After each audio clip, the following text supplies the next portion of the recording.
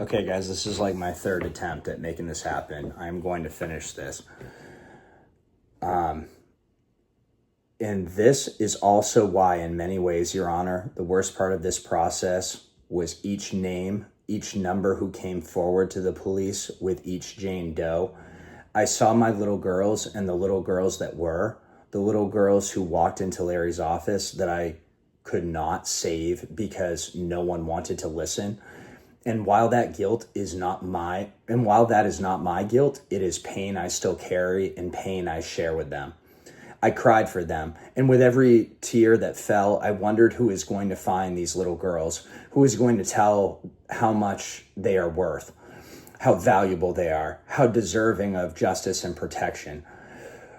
Who is going to tell these little girls that what was done to them matters, that they are seen and valued, that they are not alone, and they are not unprotected. And I could not do that because we are here now and today. But we are here now and today. That message can be sent with the sentence you hand down. You can communicate to all these little girls and to every predator, to every little girl or young woman who is watching, how much a little girl is worth. I am asking that we leave this courtroom. We leave knowing that when Larry was sexually aroused and gratified by our violation, when he enjoyed our suffering and took pleasure in our abuse, that it was evil and wrong. I ask you to hand down a sentence that tells us that what was done to us matters, that we are known, we are worth everything, worth the greatest protection the law can offer, the greatest measure of justice available. And to everyone who is watching, I ask that same question. How much is a little girl worth?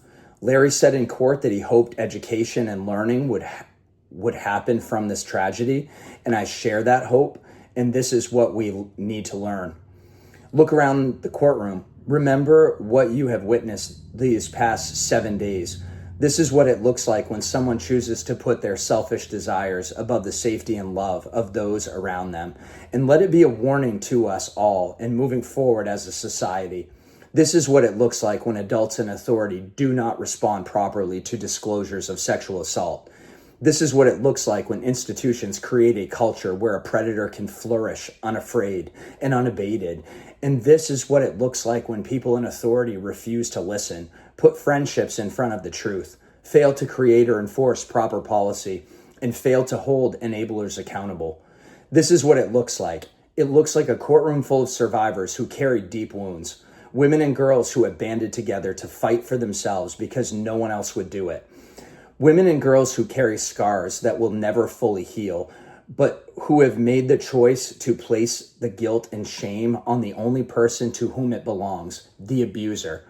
But may the horror expressed in this courtroom over the last 7 days be motivation for anyone and everyone who, no matter the context, to take responsibility if they have failed in protecting a child, to understand the incredible failures that led to this week, and to do it better the next time. Judge Aquilina, I plead with you as you deliberate the sentence to give Larry, send a message that these victims are worth everything. In order to meet both the goals of this court, I plead with you to impose the maximum sentence under the plea agreement because everything is what these survivors are worth. Thank you.